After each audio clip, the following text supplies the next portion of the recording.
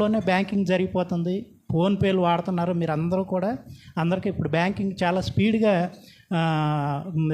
బాగా స్పీడ్ అయిపోయింది బ్యాంకింగ్. మరి అలాంటి పరిస్థితుల్లో అప్పట్లో అయితే అంత స్పీడ్గా ఉండేది కాదు. కొన్ని చెక్కులు ఉంటాయన్నమాట. అవి మనం ఏదైనా మనకు ఒక చెక్ ఇస్తే దాన్ని తీసుకెళ్ళి మన బ్యాంకులో మార్చుకోవాలి.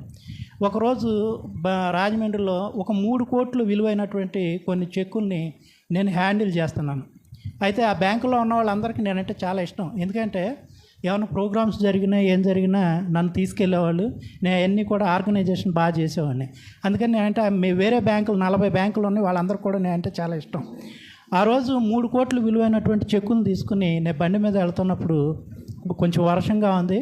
మరి నన్ను అందులో డబ్బులు ఉన్నాయని ఫాలో అయ్యారు ఏమో నాకు తెలియదు. కానీ నేను వెళ్ళేటప్పుడు నా బైక్లో ఉన్నటువంటి బ్యాగ్ లాగేశారు.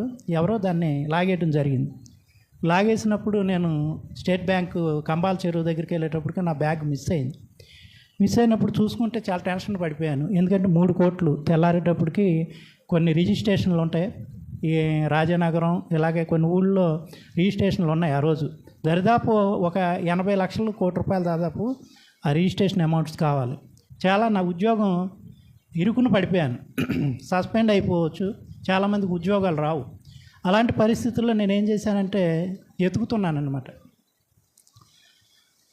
ఎలా ఇది పోయింది బ్యాగు ఏం అర్థం కావట్లేదు. నాతో పాటు 3-4 వచ్చారు. అయితే అక్కడ ఉన్నటువంటి జిఎం, స్టేట్ బ్యాంక్ జిఎం ఆయన ఏమన్నా అంటే, చలపతిరావు గారు మీకు ఒక పని చెప్తాను, వీళ్ళందరినీ నేను కంట్రోల్ చేస్తా. రేపు ఉదయానికల్లా మీరు ఆ 3 కోట్లు విలువైనటువంటి చెక్కులతో మీరు బ్యాంకు వస్తే వీళ్ళందరినీ అప్పటి వరకు ఏదో విధంగా మేనేజ్ చేసి ఆన్లైన్ పని చేయట్లేదని ఆపుతాను. రాలేని పక్షంలో అయితే ఇక మీ ఉద్యోగానికి కానీ మీ పరిస్థితి మీరు చూసుకోవాల్సిందేనని ఆ జిఎం గారు నాకు చెప్పారు. అసలు ఆగదు అది చాలా అద్భుతం అనమాట. అయితే ఆపుతాం అన్నారు. నేను రాజమండ్రి సిటీలో రంభావరం, మేనక ఆ ప్రాంతాల్లో అన్నింటిలో కూడా ఎతుకుతున్నాం బ్యాగ్ మిస్ అయిందని. దానికి అప్పుడు సిటీ కేబుల్ ఏదో ఉంటే దానికి యాడ్ ఇచ్చాం. అలాగే అక్కడ ఉన్నటువంటి చిన్న చిన్న దొంగతనాలు చేసేవాళ్ళు ఉంటారు. వాళ్ళందరినీ సమకూర్చి ఎవరికన్నా ఈ బ్యాగ్ దొరికితే అవి మీకేం ఉపయోగపడవు కానీ నాకు ఉద్యోగానికి ఎఫెక్ట్ మీకు ఇస్తామని ఒక అని చెప్తే మాకేం తెలియదండి అని వాళ్ళు అన్నారు. అలాగే పోలీస్ స్టేషన్కి వెళ్ళి మేము డిపార్ట్మెంట్ తరఫున మేము పోలీస్ స్టేషన్లో ఎఫ్ఐఆర్ బుక్ చేయాలి. ఎఫ్ఐఆర్ బుక్ చేయడానికి వెళ్ళినప్పుడు సిఐ గారు అన్నారు, ఇంకా పోయింది కదా అది దొరకడం కష్టం, పోయింది ఏది దొరకదు, నువ్వు గుర్తుంచుకో, నువ్వు అంత ఇర్రెగ్యులర్గా నువ్వు ఉద్యోగం చేసేవాడికి జాగ్రత్త లేకుండా ఎలా చేస్తున్నావు నువ్వు అని రేపొద్దున మేము ఎఫ్ఐఆర్ బుక్ చేస్తాం, ఈ రోజుకి మీరు వెళ్ళిపోయి మీరు ఉండండి అని చెప్పారు. పై అధికారులు కూడా మెయిల్ ఇచ్చి తెలియజేయటం జరిగింది. అప్పుడు అందరూ కూడా అనుకున్నారు ఇతను ఉద్యోగం పోతుంది, ఇతను కూడా రెక్లెస్గా ఉండేవాడు అని అన్నారనమాట. అని ఎతుకుతూ ఉన్నప్పుడు ఒక చర్చి ఒకటి కనపడింది. చిన్న చర్చే, పెద్ద అది ఎవరికి తెలియని కూడా తెలియదు. ఆ చర్చి దగ్గర ఒక ఆయన నిలబడి ఉన్నాడు. నేను ఎతుకుతున్నాను. అక్కడ చర్చి ముందు గోడ మీద రాసి ఉందన్నమాట, వెతుకుడి దొరుకును అని. నాకు దేవుడు వాక్యం కానీ బైబిల్ కానీ నాకేం తెలియదు. వెతుకుడి దొరుకును అంటే నేను ఎతుకుతున్నాను కూడా దొరుకుతుందని అక్కడ ఏదో పదాలు రాసి ఉన్నాయి.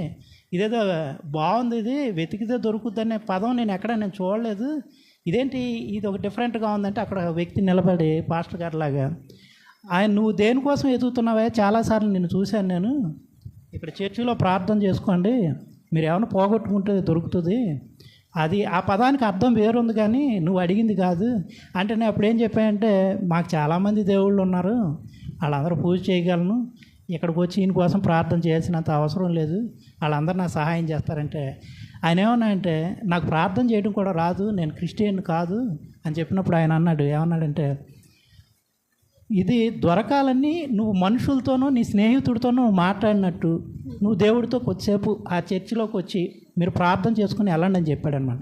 ఆయన పాస్టర్ గారు కూడా కాదు, అక్కడ నిలబడినటువంటి ఒక వ్యక్తి. సరే కొద్దిసేపు పోయింది ఏముందలే, మన మనుషులు పోయమని చెప్పాం, బాబు నా పోయినాయి ఇవన్నీ దొరుకుతాయని చూడమని చెప్పాం. మరి ఆయన చెప్పాడు ఒకటి మాట, వెళ్తే నాకు అక్కడికి వెళ్ళిన తర్వాత ఈ చర్చ ఇలాగ చిన్న చర్చ, ఇక్కడ దేవుడు ఉంటాడు అన్నారు కాబట్టి కళ్ళు మూసుకుని, నువ్వు దేవుడు అయితే నా పోయిన బ్యాగ్ దొరకాలి, నేనైతే ఎప్పుడు నిన్ను ఎరిగి ఉండలేదు, నాకు బోల్డ్ మంది దేవతలు తెలుసు, వాళ్ళందరినీ పక్కనెట్టేస్తున్నాను. దేవుడితో డిబేట్ అనమాట. ఇది ఎతికితే దొరికితే ఖచ్చితంగా నువ్వు దేవుడు అని నేను ఒప్పుకుంటాను, నా జీవితాంతం నీకు రుణపడి ఉంటాను అని చెప్పి దేవుడితో ఒక ఒడంబడిక, అంటే ఆయనతో అలా నేను ప్రార్థన చేసుకుని ఇంటికి వచ్చేసాను. ఇక ఇంటి దగ్గర పడుకున్న ఆ టైంలో ల్యాండ్ లైన్ ఒకటే ఉండేది. మా మామయ్య గారు మేనేజర్ కాబట్టి ఆయనకి ల్యాండ్ లైన్ ఉంది, సెల్ ఫోన్ లేవు. సోఫాలో పడుకుని ఉన్నాను, భోజనం చేయలే. మా అక్క అంది, ఒరే నువ్వు సినిమాల్లోనూ నీ ఇష్టం వచ్చినట్టు చాలా చేసావు కదా, నువ్వు ఏదైనా బతికేస్తావు, ఉద్యోగం లేకపోయినా నీకేం పర్లేదు, రెక్లెస్గానే చేసావు, పోతే పోయింది లేరా, భోజనం చేయని చెప్పింది. నేను భోజనం చేయను, నాకు ఎందుకో చేయాలనిపించట్లేదు అని ఆ సోఫాలో పడుకున్నప్పుడు నేను ఒక చర్చికి వెళ్ళి అక్కడ ఒక ఆయనతో మాట్లాడడం అయ్యే నా ఆలోచనలు కలుగుతున్నప్పుడు ఏంటి విచిత్రంగా ఇదే గుర్తుకొస్తుంది పదే పదే అని అనుకున్నాను. కానీ అప్పుడు 10:30 ఆ టైం అవుతుంది, నాకు బాగా గుర్తు. నేను పడుకుని పోయాను, ఆలోచిస్తా పడుకుని పోతే ఒక 7 అడుగులు ఉన్నటువంటి ఒక తెల్ల అంగీ వేసుకుని ఒక మనిషి, ఒక బ్లాక్ ప్యాంట్ వేసుకుని, ఒక గళ్ళ షర్ట్ వేసుకున్నటువంటి ఒక వ్యక్తిని తీసుకొచ్చి, ఇతని దగ్గర ఈ బ్యాగ్ ఉంది, నువ్వు వెళ్ళి తీసుకో, నువ్వు అడిగావు కదా, నేను వెతికేది దొరికితే నువ్వు నమ్ముతా అన్నావు కదా నేను దేవుడిని అని, ఇదిగో నేను చెప్తున్నా ఈ వ్యక్తి దగ్గర ఉంది, నువ్వు వెళ్ళి ఆ బ్యాగ్ని కలెక్ట్ చేసుకో అని చెప్తున్నాడు. అని ఇగో ఇదే కదా నీ బ్యాగ్ అని నా గుండెల మీద ఆ బ్యాగ్ ఇలా తీసుకొచ్చి పెడితే నేను టక్మని లేచి దాన్ని పట్టుకోవడానికి ఇలా లేచాను. లేస్తే మా అక్క అప్పుడే చూసింది, లైట్ వేసి చూసి, వీడు పిచ్చోడు అయిపోయినట్టున్నాడు, 3 కోట్లు చెక్కులు కదా, వీడికి మైండ్ చెడిపోయింది, ఇంకా వీడు మొత్తం మీద తిరిగి ఉన్నాడు, వీడు పిచ్చి మాటలు మాట్లాడుతున్నాడు, ఏదో కలవరిస్తున్నాడు, వీడికి ఏదో తేడా వచ్చిందని మా సిస్టర్ అనుకుంది.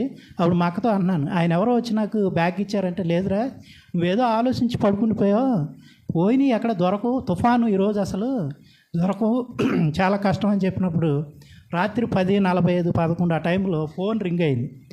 రింగ్ అయినప్పుడు ఈ టైంలో ఎవరు చేస్తున్నారు, ఫోన్ తీసిన తర్వాత ఆయన కూడా ఒక క్రైస్తవుడే, మా బ్యాంకులో ఒక ఆయన, ఒక తెలిసిన ఆయన అనమాట, జాబ్.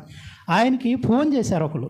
ఎలా చేశారు, నెల్లూరులో ఒక మేనేజరు, ఆ మేనేజర్ దగ్గర నుంచి కాకుండా ఆయన ఫ్రెండ్ నుంచి ఫోన్ వచ్చింది. ఆయన ఫోన్ చేశాడు, ఫోన్ చేసి ఏమన్నా అంటే మీది రాజమండ్రి కదా అన్నాడు. అవునండి రాజమండ్రి అంటే, మీ బ్యాంకు చెక్కులు ఏమన్నా పోయినాయా, అవి నా దగ్గర ఉన్నాయి అని అవతల వ్యక్తి ఫోన్ చేశాడు.